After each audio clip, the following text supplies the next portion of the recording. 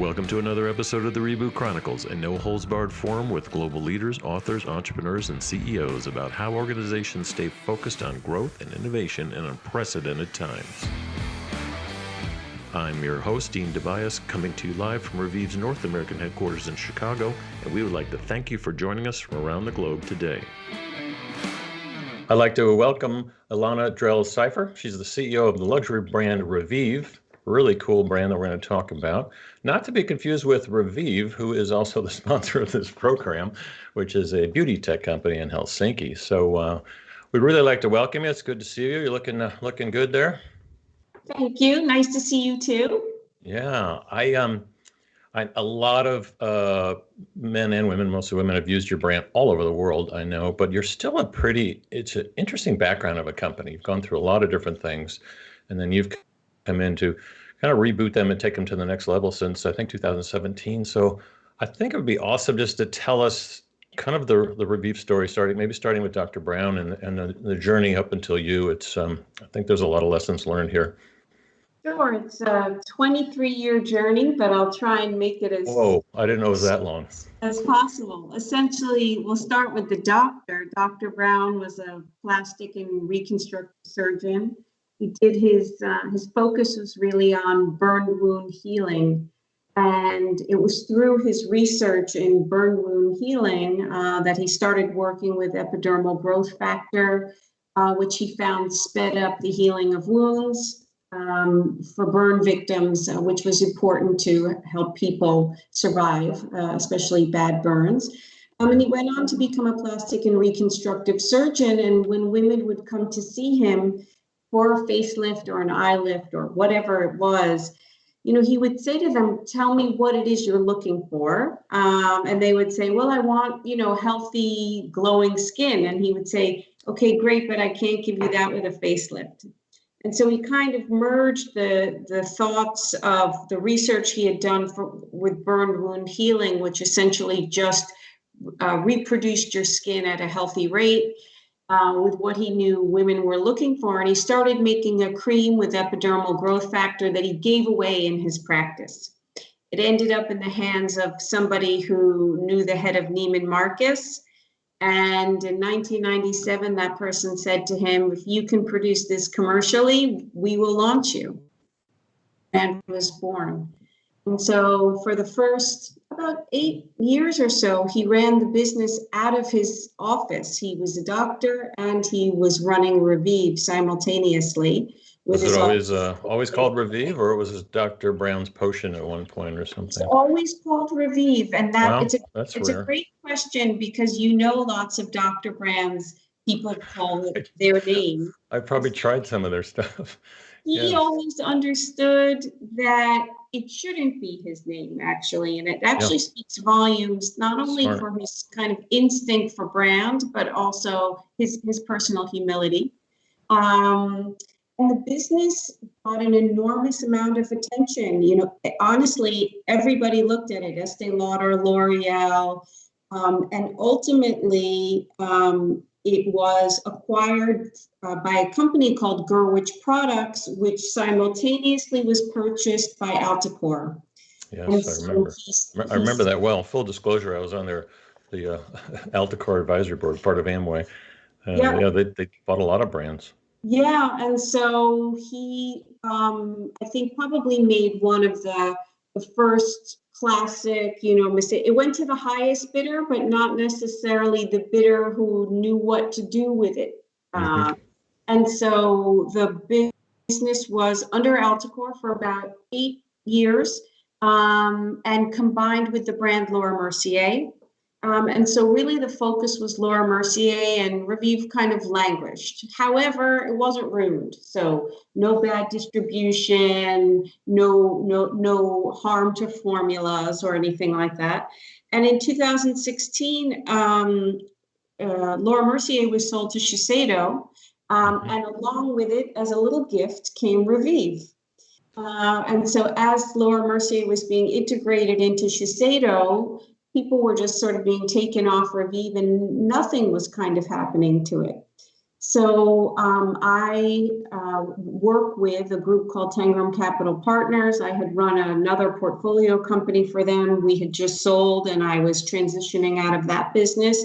And the partner that I work with kind of kept knocking on Shiseido's door saying, "What are you doing with that Revive business? Yeah. Why don't you do me?" So we actually first looked at it for a different purpose, and then realized that it could really stand alone on its own. And so it was a full carve out from Shiseido. We bought intellectual property and inventory, existing business relationships, but that was it.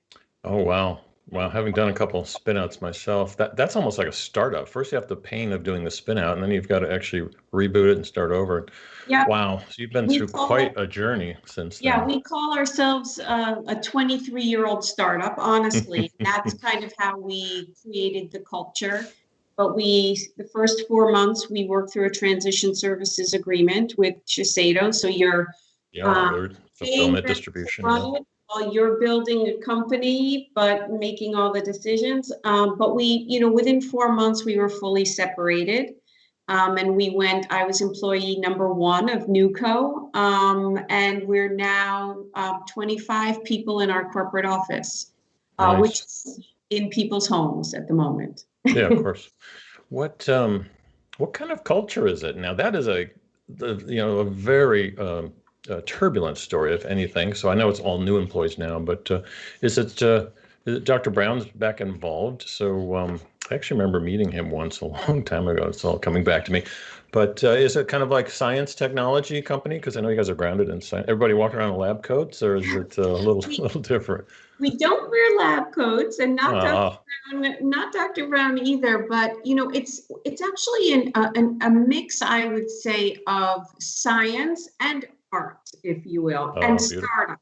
beautiful. So in terms of, one of the things, having done a few kind of turnarounds myself and working with some people that I've worked with in the past on some turnarounds, we didn't adapt the culture of uber luxury from an office perspective.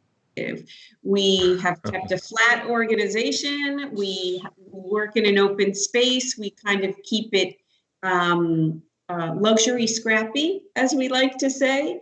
And, everyone, it's a very transparent but active culture, and we move quickly, we make decisions quickly, and we try not to kind of get too caught up in Yep, ourselves. Dr. Brown is back involved with us. He's on our board. He's an great. investor. And so he is both a very humble and sophisticated person. He is an art collector. And there was a lot of art kind of in the brand previously, which we've brought back. And what we've tried to really mix together is this idea of the science of the formulas and the technology, but the humanity of him, honestly, as a doctor. And so one of the things that was lacking for a long time was just any kind of branding on the business, new product introductions, marketing of the brand, PR, et cetera. And so, we kind of work under the banner of the idea of the joy of skin renewal, joy being the humanity piece and skin renewal being the science piece. I like that. You also say you're performance-based skincare, Yes. luxury skincare, of course. There's Yes. different price point. Yes. What does that mean, performance-based? Performance is really one of the things, interestingly, when we were doing the diligence on the business, is for all intents and purposes, there wasn't a lot of inventory in stores. There hadn't been, a new product pipeline. It could have been dead, but it wasn't, because the one thing people said to us all the time is, this stuff works. It really works. And so there is an incredible amount of formula integrity, I would say. And for a small brand, I would say, testing and research that goes into the products.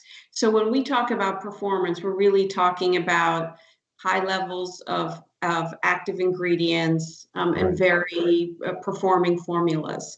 And then the luxury piece is really about service. Oh, so and you cater to, I mean, besides, retail and e-commerce and such, you also go through spas and dermatologists. I've seen it in my dermatologist office before, so it has to have some integrity to pass through those channels usually. How do you find like managing all those channels? Some brands they just focus on the pro kind of brands, whether it's hair care, skincare, and others are more mass retail or specialty retail like a Sephora. And it seems like, are you in all of those at the same time? No, I mean, I think the core of the brand is really department store. Okay. Originally was department store. It was Neiman Marcus exclusive US for about 3 years. And the footprint in the US is, Neiman Marcus, Saks Fifth Avenue, Bluemercury. Those were kind of the heritage retailers domestically. And there's much less from a dermatologist and, sort of spa distribution perspective. Where we've expanded greatly is e-commerce, first with our brick and mortar partners, and then of late with a lot of, not a lot, but with select pure play e-commerce partners, which there was no, kind of history of the brand at all in any of the e-commerce pure plays. Yeah, I assume you've been talking about that. You've accelerated that in 2020. Does that mean you're all over Amazon too? I haven't searched yet. Not Amazon, no. Okay. Not Yeah, Amazon. yeah. I mean, they sell all kinds of things. I think I They saw do. I saw a hot tub there for 10 grand yesterday. So I assume you could sell luxury products. Their demographic, Yeah. is not different from. They have plenty of luxury customers. Yes, they do. But you brought up retail, so let's dig into it. For over 2 years now, there's been the quote unquote retail apocalypse going on, and just accelerated by 2020. But for the untrained observer, it's been going on for a long time. And you often said something that it's like distribution is dead, I think is one of the Estee Lauder quotes. It's not pretty out there, especially with a lot of the retailers that you either used to sell through that are gone. What are you doing specifically to kind of counteract that in terms of in-store? I get the e-commerce stuff. You're all over it. That's awesome. Your site looks good. Well, a couple of things. I mean, the first thing is you have to kind of stay one step ahead of retail as it's falling apart with you. So, for example, last year, obviously in fourth quarter, there was suddenly no more Barneys. Long before COVID, there were all kinds of political unrest in Hong Kong, and that had been a very big market for us also. And so, there are different kinds of pivots. One of them is, obviously, in addition to doing business from an e-commerce perspective, a very big piece of our business in store was done through events, inviting people in for personal consultations, for complimentary facials, for meetings with Dr. Brown. And we've actually had to essentially parallel path our entire services menu to be virtual as well. So we have done virtual master classes. We have done virtual one-on-one consultations, which we do offer. You can book it through our site. But with some of our retail partners, we've done events with Dr. Brown. So a customer will, can log on to a master class. We've done them with other brands, narrated by a retail partner. We've done them ourselves. Then you can have a personal consultation, either with our global esthetician or with Dr. Brown. So, there have been many different types of things that we've had to do. Yeah, and just shifting the retail mix, I guess, would probably be the same. We've been talking to a lot of retailers on the program about how they're, rebooting the whole experience, and touchless is only one of 20 issues they've got. Getting people to casually shop again is taking time. It's taken off in China already, as you've already talked about on some other programs. But the what we're seeing, especially at the other Revive, the beauty tech companies, the whole ability to use your phone, both in store and online, to kind of do quick diagnostics, search for products, and not touch much in the stores, as well as try-ons and things. That It is. It's been booming. It's been up at about 200-300%, depending on what e-commerce site. The in-store stuff is ready to come back, but that could be probably a good pivot to China. So, in China, it's a huge part of your business, I think, as well as Chinese consumers used to come to this country and buy. But what are you seeing in China? What's the reboot been looking like there? So you're 100% right. The brand's only been in China 18 months. We knew we needed to be there because of the customers we had at places like Bergdorf Goodman in New York City, Saks Fifth Avenue, New York City, Harrods in London. And so the fastest way to enter China is through cross-border e-commerce. And so that's how we entered. And within So a very you're on Tmall then, and Little Red Book, tobacco, yes, stuff like that. exactly. And China has quickly become not only my biggest region outside of US, but if it were an individual account, bigger than any of my individual accounts. Nice. And you know what works in and as a result of that, because China is now representing about 25% of my total business, and it's all digital, it's forced the team to think differently. They don't think about, okay, so what does the beauty advisor say, and what does the tester unit look like, et cetera. You have to think about bringing a product to market 100% visually. Right. And then obviously verbally, but in a digital sense. And so, you know, one of the things that I think about luxury, you know, as this whole idea of distribution kind of changes is anybody can do digital, right? Anybody can take a picture, anyone can put it on social, but if your visual imagery is what's distinguishing you from your competitors, then actually the visual becomes more important than ever, or the animation becomes more important than ever.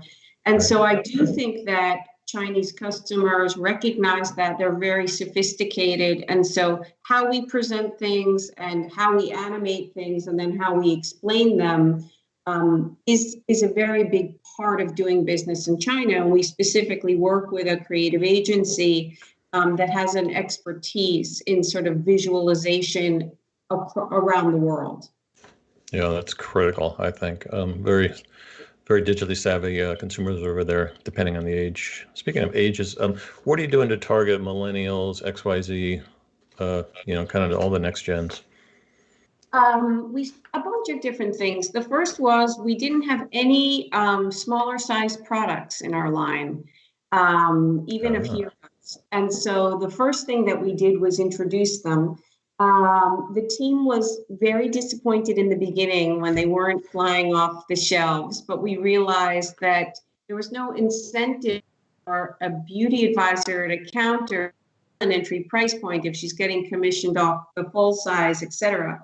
But now that we have so much more e-commerce business, not only on our own site, but on others, we absolutely see those smaller size products kind of rising to the top, and that's actually the case in China too. So they want smaller sizes. They just don't want the big tubs. As a gateway into a brand, but they will come back in. So that's one. The second is kind of looking at pricing among.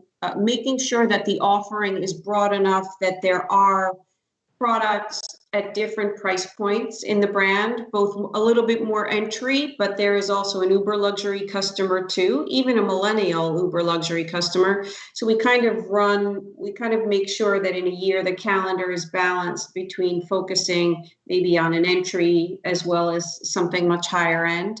And then, access. We launched. There were no pure play e-commerce players in the brand at all when we first launched. So we've recently launched Be Glowing, Skin Store, Look Fantastic. Our own site has tripled in 3 years. There really wasn't a big e-commerce business for Revive itself. So kind of all of those things are things that we've done. Right. And being strong in e-commerce, having started 3 years ago, I assume that helped you through the early days of the pandemic when everything was shutting down and your channels were in disarray or closed. Let's just call it that. That Yeah, probably helped you propel through a little bit. our site helped, but I do have to say, I mean, some of the retailers pivoted well themselves. And I give, Right. for example, Saks, I think has done an incredible job. They've been great communicators. They did a great job online. And yes, there was some level of promotionality, end of March, April into May. But some of those businesses are whole with the shift going very much online, but the total omni numbers are not down as much as you might think because they've ramped up their online piece. Yeah, omni meaning omni-channel. Exactly. So you were well positioned there. No, it's I know you've talked about it on some other programs. I think you guys have done a great job. I mean, you were a good kind of triage trauma CEO. We It's went funny down. you say the word triage because coming out of this culture of doing a complete carve out stand up, triage is actually a word that's in our culture. We used to do a triage at 9 every morning and at 5 every afternoon when we were in our transition services agreement. And it's actually, we went to once a day. And so, but we do triage as a team, and that's what it's called, every Monday morning at 9. There's a shared Google Doc. Everybody inputs something that's cross-functional that they need somebody else's help with. And it's how we start the week. We go through it. If something stays on triage for 3 weeks, or if it isn't updated, you're in trouble. We do it now virtually, and we kind of readopted some of that triage culture as part of being virtual with teams. There's a mandate on how often you have to check in with your team, et cetera. Smart. Yeah, a lot of CEOs have experienced that from, startups to multi-billion-dollar multinationals where they've had to go down in the weeds, but purposefully doing it. On a couple of the boards I'm on, that shared Google Doc is like way too long. Between March and July, it was just never ended. So they've figured out how to like remanage it. Yeah, I think there's a good lesson there not to lose that culture from you guys. That's a good one. I actually like it. I like to talk a lot about, just growth and innovation on this program, the governance around that and how you approach it. And, looking forward, obviously you just want to get through the holiday season and get 2020 behind you, whatever that means. It doesn't mean what it used to, I know, but how do you approach growth and innovation, specifically around partnering? We talk a lot about build, buy, borrow. So you bought a company, but borrowing, the whole partnering thing and co-creating products either with customers or channels or what's your thought there? Interestingly, I think in the past couple of months, I find in general that the beauty industry is very collegial. And as much as we compete, I do think that people are pretty relationship oriented. Mm-hmm. And doing brand partnerships actually had been something we were doing, but not so high on our priority list when we kind of looked at all of our other priorities. And we used this period to kind of reach out to friends who are CEOs, brands who are like-minded, and do some very low cost or almost no cost partnerships to help each other. Let's do sweeps. I'll post you, you post me, that kind of thing. And actually, those have turned out to be some of the most successful things we've done in terms of customer acquisition and social engagement, especially during this period. And so I think that's proven to be something that's really helpful for us as a brand, and a very fast way to kind of reach a new like-minded audience. Yeah, fast and simple. Doesn't have to be that complicated.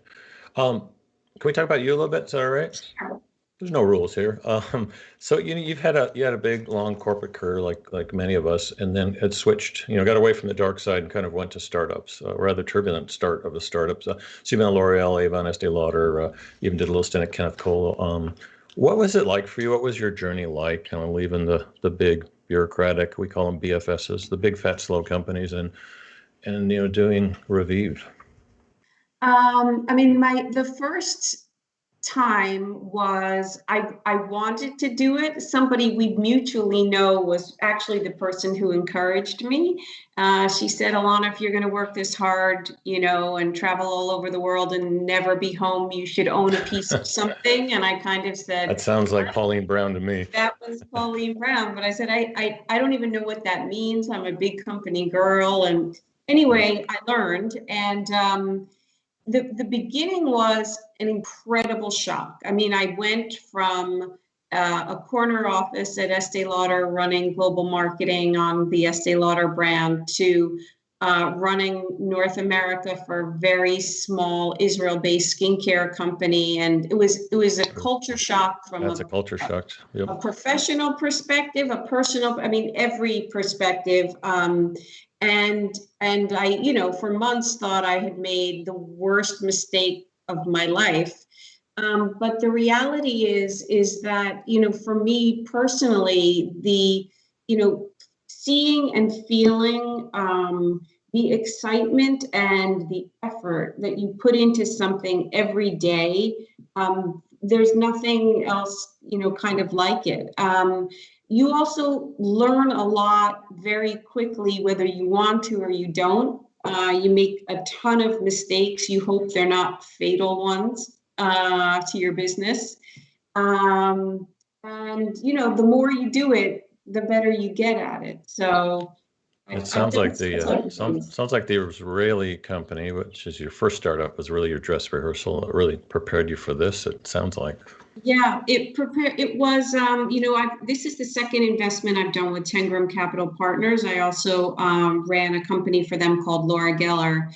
And they basically, the partner who I work with said, I never hire, I don't train CEOs. I don't train CEOs on my dime. They've had to do big company, but then they've had to do a small company. So yes, Ahava was my dress rehearsal, but it's what got me to working with Tengram, which was great because I work with them in an operating perspective, but I've also worked with them in an advising perspective and served on a couple of boards for them too. Yeah, they're a good private equity group. So we've got people listening both on the corporate side as well as on the startup side. Most of the startup people aren't thinking of going back to corporate, but some do, kind of like you did for a little bit. What do you say to those that are kind of, maybe they're still in that addictive corner office, environment, albeit from home. What do you say to them about just encouraging them to take that leap, that entrepreneurial leap, if you will? Sure. People kind of ask me that all the time and ask for my advice. And, what I always tell people is that you have to kind of find a way to look deep within yourself and see what it is that is going to keep you kind of professionally stimulated and sustained. And if it's being in a corporate environment, and there are a lot of pluses to it. There are resources. There is, kind of continuous learning opportunities. There are big teams. There are a lot of pluses. If that's what is meaningful to you, then that's where you should stay. But if you, want to see the fruits of your labor quickly, and if you want to own your own decisions, and if you want to spend time on work as opposed to politics, so you can kind of see where my head is, then the entrepreneur, doing something in a smaller environment that gives you a little bit more visibility is probably for you. And I like the private equity model because I always feel like everyone's aligned. There's and the measurements are obvious.